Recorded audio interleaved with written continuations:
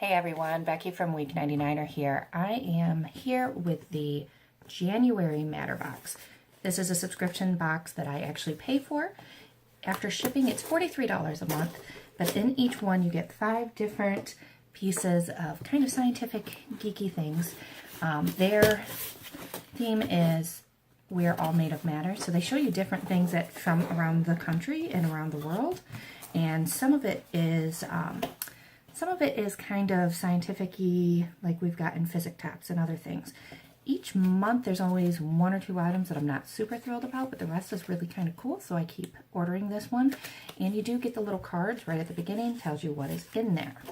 So let's take a look here. So this is the box this month. So we have 5 things in here. We apparently have a lock of some sort, so we're going to see what that does. So we have a non-Newtonian putty that squishes. That would be this guy. Demonstrates the properties of non-Newtonian fluids. I'm guessing it's this guy because the other stuff is a little too rigid. So let's get into this.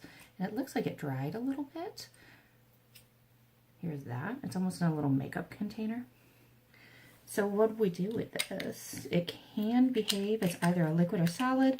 So it's kind of like when you make that cornstarch mix, that oobleck. So I'm guessing that it'll be liquid, and then if you push on it like this, it becomes kind of solid, but otherwise it's kind of a liquid-esque. But mine seems a little dry. Not quite sure about that. We also have electric paint. It's just like any water-based paint, but since it's infused with graphite particles, it can also conduct electricity.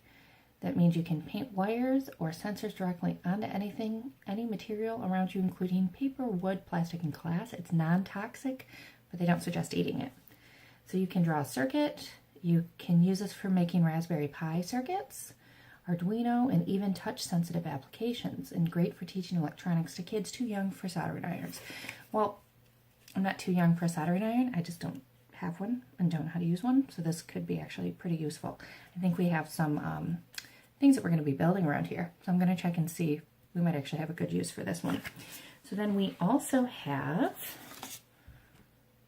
I can't even say this, a Geysenora Noceros fossil.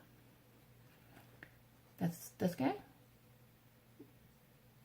I'm guessing. So a great example of progression of scientific accuracy, and you can add this to your fossil collection. So they do give you some rocks and some fossils, so that's always kind of cool. And this was an extinct cephalopod, similar to a squid or a long pointed shell that lived during the Devonian period around 400 million years ago, and this was from Morocco. So that's pretty cool, and it's kind of chiseled into there. So there's that. Almost looks like just a kind of an art stone. And then we have bismuth crystal. And this one is really pretty. It kind of matches my hair right now. So this is a bismuth crystal, and it's almost iridescent, almost holographic, and key ingredient in Pepto-Bismol. So if you got an upset stomach, this is what you're taking. Kind of gross, kind of neat, I don't know. And in fact, when melted, bismuth can crystallize upon cooling into a step-stair pattern like the sample. The iridescent colors are caused by the oxidation of the outer layer as it cools. So that's really kind of cool looking. Not sure if you can actually see it so well. And then the last thing we have is a clear padlock. So contains basic pins and barrels, and specific pins to make the pins which look harder to outsmart. So it's perfect for learning locksmithing.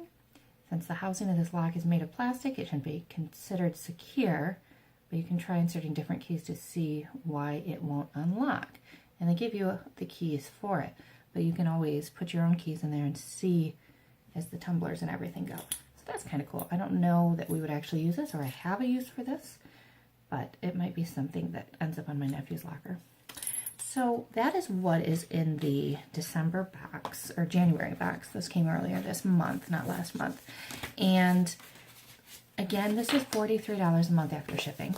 So it's kind of interesting things. Again, there's always some things that are a little off, but it's one that always kind of fascinates me, and I continue to order each month. I will put all the information below if you want to order this for yourself. So otherwise, make sure you like, comment, and subscribe, and we will be back with another fun unboxing on Friday. We got a couple really cool things in this week, so I will see you later. Bye.